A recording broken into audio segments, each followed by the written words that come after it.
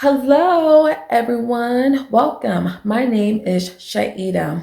I am a Black conservative commentator and writer, and this is my podcast where I discuss relevant issues surrounding people, society, culture, and politics.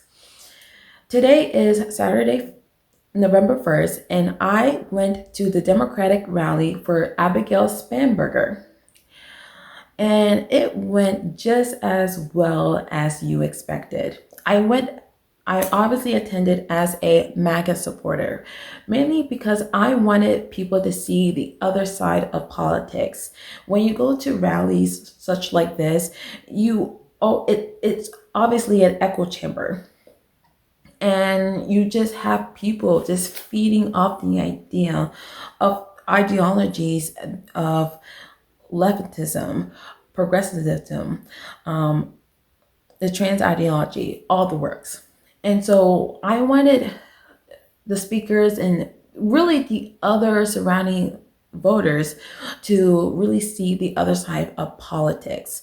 I do believe that it is important to speak up, especially during crucial times, because regardless, whoever wins the governor seat in Virginia is not going to just be the governor for their side of the political aisle. They have to have the interest of all of Commonwealth. And yes, that includes the rednecks, the Republicans, the uneducated, which is all these stereotypes that the other side have created on us. Before I get into it, I want to share a scripture that I found in Matthew 6, and it's right here in verse 33. But seek first his kingdom and his righteousness, and all these things will be given to you as well. Therefore, do not worry about tomorrow, for tomorrow will worry about itself. Each day has enough trouble of its own. And indeed, today had enough trouble on its own. Being a Black female Republican and being the only MAGA voice that seemed that there was in the arena, obviously a lot of people were very upset about the things that I was saying. And there was even a time where a police officer came over because a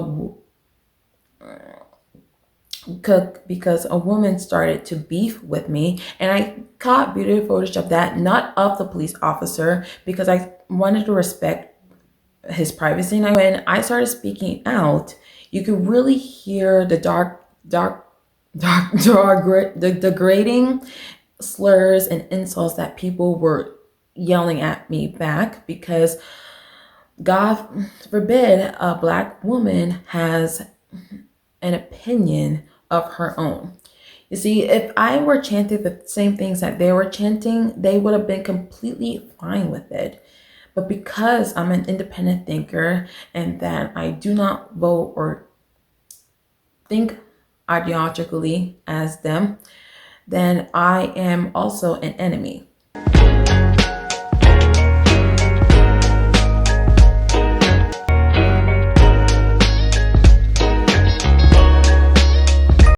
Okay, hi everyone.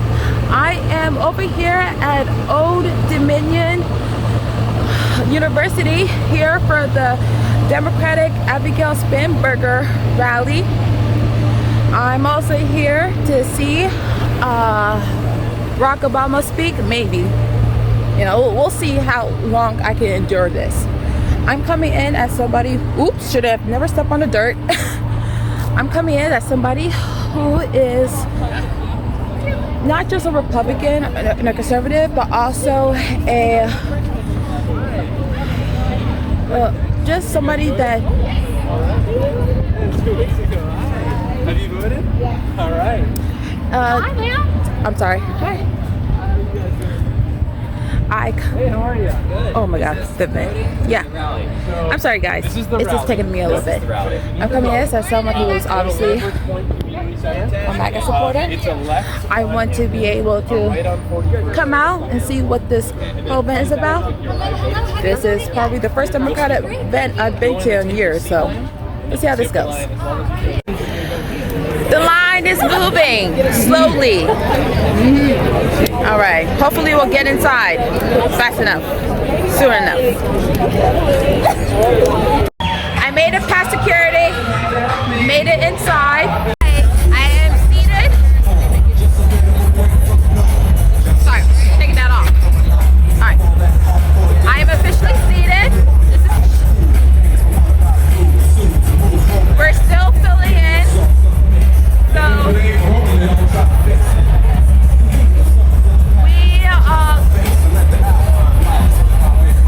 there will be a lot to unpack shortly.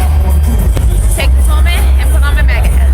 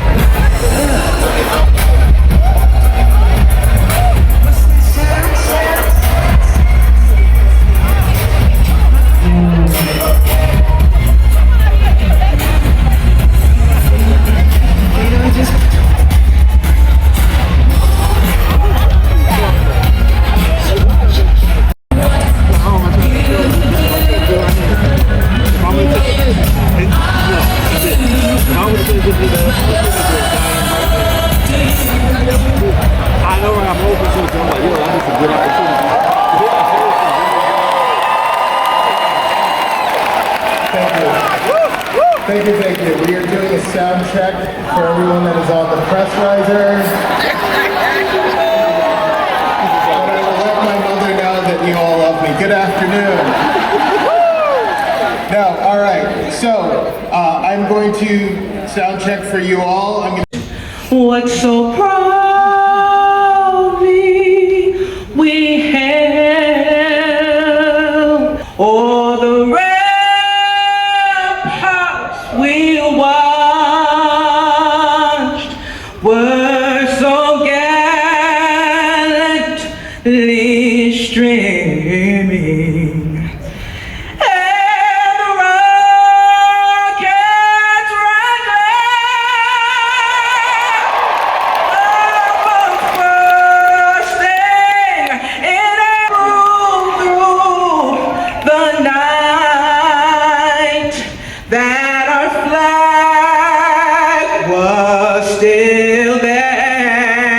For this afternoon's invocation, please welcome from Portsmouth's New Testament Ministries Church, Bishop Jerome, President Barack Obama!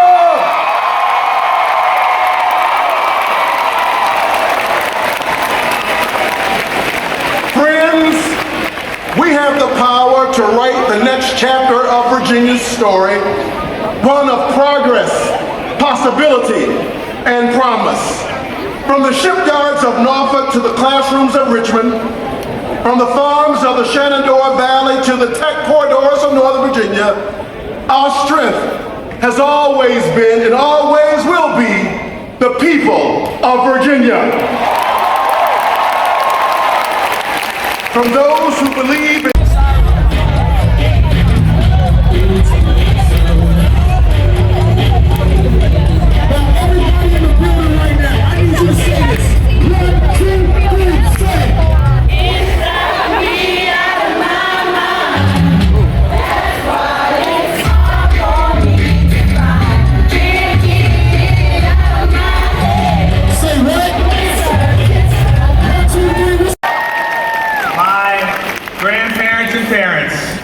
started here, fighting for civil rights, believing in a brighter future for themselves, their parents, and their grandchildren. And it's something that I believe in too.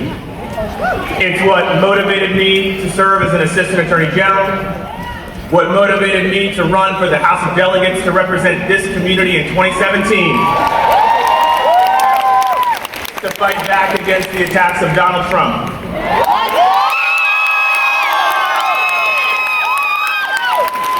Many years ago, we had leaders in Virginia united in pushing back against that excess and chaos and overreach. But right now, we've got willing enablers of the president's agenda. Yes, sir. Trump illegally fires workers. Are you going to answer for your murdering text messages? Jason! Are you going to answer for murdering the text messages? And for law enforcement. Other states have sued to protect their values and their interests. Talk. And instead, Jason Myers lets him do whatever he wants. I'm here because he's standing for drop out! Because when big corporations are jacking up prices and making hard No, I have a right to speak. I have a right to speak. To protect Virginia. And he's not stepped up. And that comes at our expense. Please step And I got down! something to say to that. Virginia deserves better. Please step down! There is a reason that Donald Trump has endorsed Jason Myers in this campaign. He said Jason will never let us down. Join those efforts. He wants to establish a school. More lies! More lies! More lies! Our children away from our schools. Now he's actually said the quiet part aloud. He has proclaimed that he wants to shut down public schools in Virginia. More lies! More lies! More lies! I'm committed to protecting public education by ensuring that our schools are fully funded, our teachers are supported, and our students... States will benefit. We just won 2 cases in the last 24 hours with SNAP.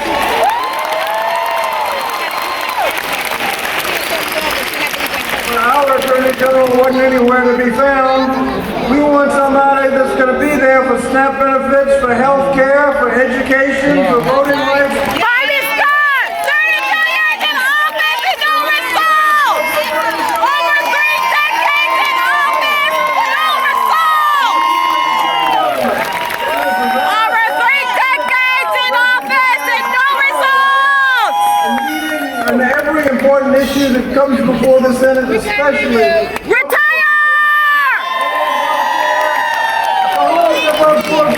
Governor. Please retire! Virginia is suffering enough! The governor will take us in the right direction. On health care, government's going in the wrong direction, but there's a lot Virginia can do to reduce the damage that we're doing on the federal level. Retire!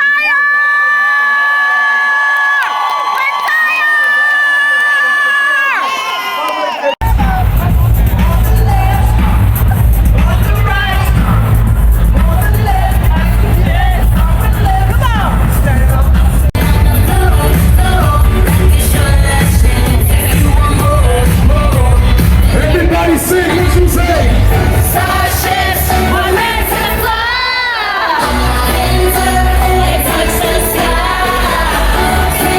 Put the signs up. Let's go for Spanberger right now. Somebody jump right now, jump.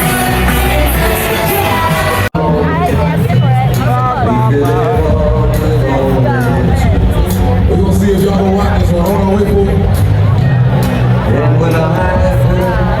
Hold on.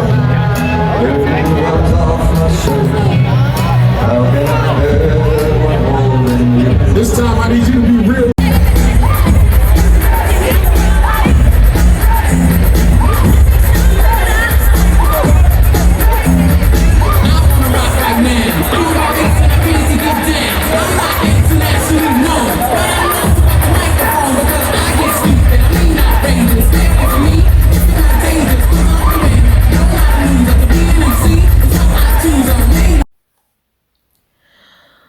Barack Obama during his speech, Barack Obama ran on this idea of unity, that we need to be a party of unity, that we need all people coming together.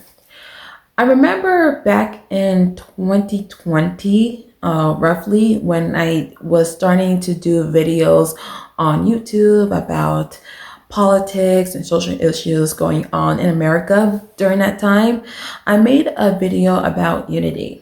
And I'm going to share a few clips just so you guys can see it. It's so funny that in the arena that a former president is talking about unity, how both sides need to come together. Meanwhile, you have people throwing insults at me and calling me names and basically telling me to shut up because I'm speaking of my opinion. And it just shouldn't be surprising, but it speaks volume about where they are as a party. I do not believe that the Democratic Party is seeking unity. Unity is dead for all I know. They want conformity. They want you to think and believe ideologically as them. And if you don't, well, you'll know what hit you.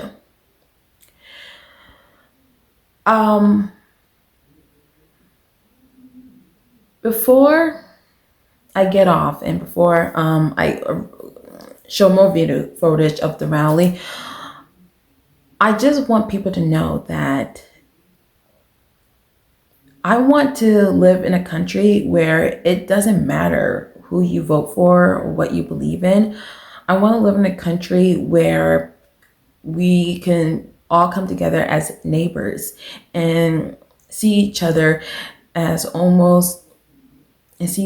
such, because to be honest, despite the things that the people have said to me in the arena today at the rally, they're not my enemies, and I'm not going to view them as my enemies because they're not the ones that I'm fighting against. And a matter of fact, some of the things that Barack Obama said and even Abigail Spanberger said really resonated with me. And I just don't believe that in the leadership under Abigail Spanberger, we're going to see that moderate bipartisan approach that she's been running off on. Because they don't want unity. They want conformity. Of a nearly 2-year-long journey, almost 2 years of campaigning across every corner of this beautiful Commonwealth. From Farmville to Fairfax, from Wytheville to Woodbridge, and from Pennington Gap to Portsmouth, E-Town's in the house. You're so cute. We have 3 more days until the end of this chapter. In Virginia, do you know what makes the veterans and to finally get more than 50,000 Virginia public servants, retired teachers, firefighters, police officers, and federal employees the Social Security benefits they had been denied.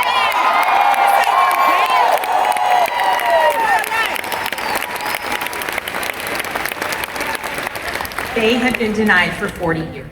That's crazy. That is the job of a public servant. Amen. And you might not know it looking at the news these days, but it's true. Come January, when I'm sworn in as the 75th governor. Domestic extremists. Listen to that.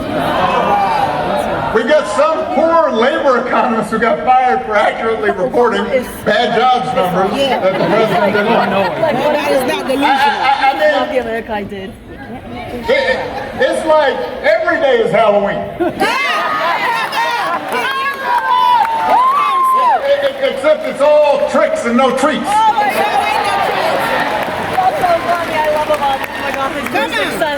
His words make sense. And here's the thing. It's not as if we didn't see some of this coming. I will admit it's worse than even I expected, but I did warn y'all. You can run the tape. What do we prioritize? Freedom for all! Poor conviction. A lot of people. So why are you direction. Eat a Snickers. You want freedom for all? Stop lying! The hope for change dies. Don't take no picture of her. She wants attention. Don't take no picture of her. You keep talking because we're winning. The enemy always gets mad when we get ahead. So I say yes. There are things I'm worried about. That's a word. Freedom for all! Basic democratic rules and norms have been weak. Come on. Yes. There's always one. I'm worried about how willing Republicans in Congress have been to surrender their role as members of a co-equal branch of government. Come on. Refusing to buck the president even when they know he's out of line. Come on. Even when a lot of them will privately admit that power is being abused in ways that will hurt their constituents and hurt the country. I worry about a Supreme Court that, so far at least, has shown no willingness to check this administration's excesses. For real. Even when those actions break legal precedent and seem to defy the bedrock principle that no one is above the law. I worry about the growing concentration of economic power in this country. With just a handful of mega billionaires and companies controlling what we see and what we hear. Yeah, the reality of life. And I worry about how much that economic power distorts the political process.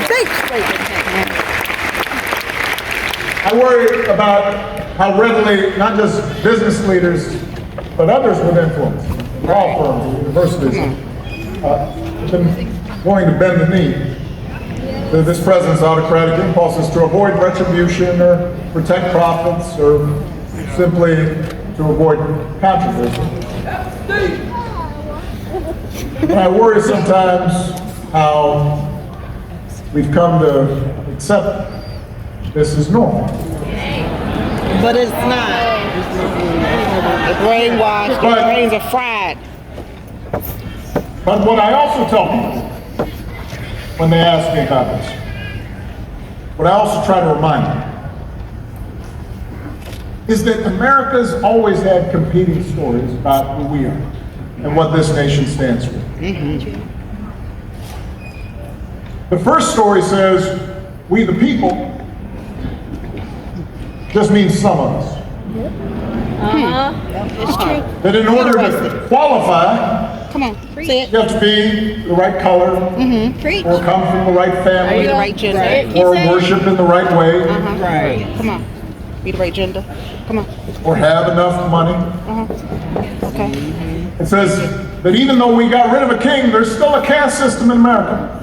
A pecking order of who makes decisions and who obeys, who gets opportunity and who is obliged to serve. And it's a story that's policed by fear and force.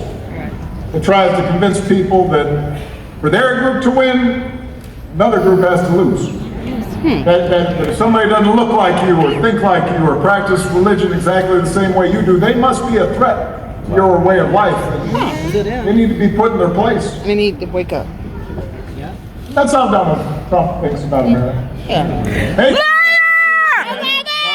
putting the people like him back in charge, even if they don't know what the hell they're doing. Exactly. Yeah, you got some delusional psychopaths.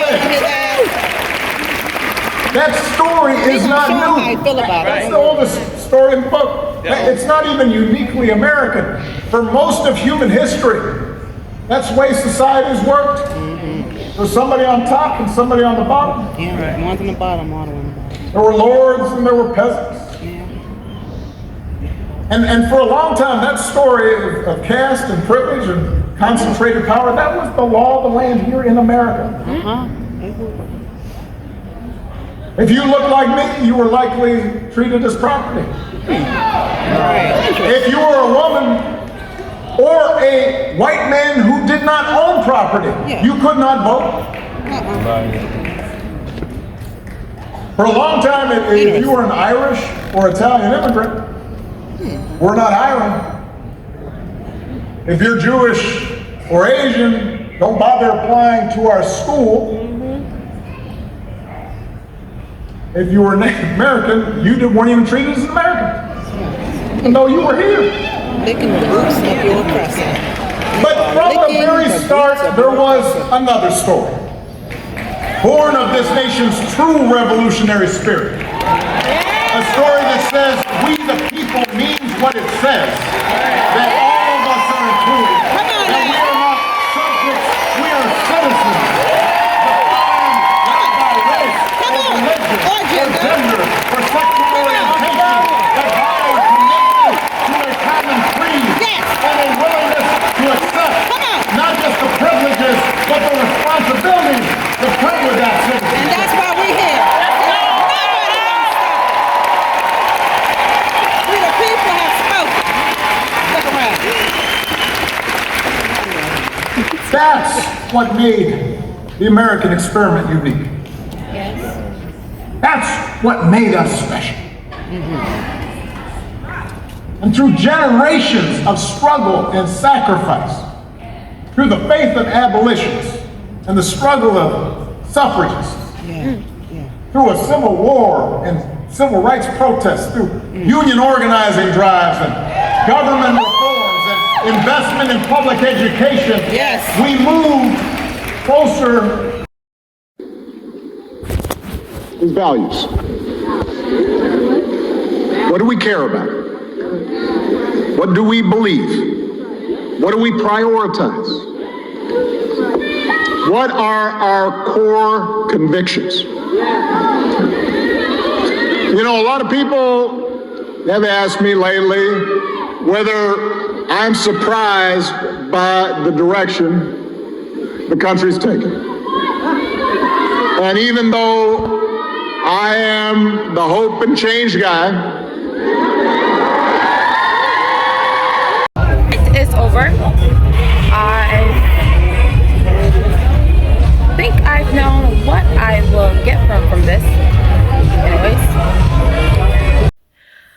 I am obviously changed and I put pins in my hair. Ignore that. I will say this. The highlight of my day today was a college student who goes by the name Ariana. I mean, that is her name. She came up to me after the rally and she wanted to do an interview with me for a journalistic project she was doing. I assume was for school. And I was really taken back by how approachable she was and was just willing to hear me out and the things that I had to say. And I will say that was a great highlight of my day, was being able to do that interview for her, even though it was very cut short. Back again. Wow, you're amazing. Please be sure to give today's episode a thumbs up and leave a comment. If you are new here,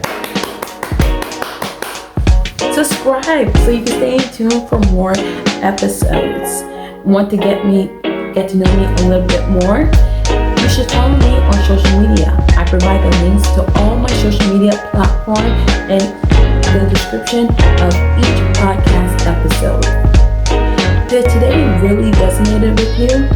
Then you'll even love my deeper dives on my Substack. So please be sure to check it out when you can. Always remember, stay rooted in truth, stand firm in grace. And always remember, this is her time, this is her America. Yours truly, have a great one.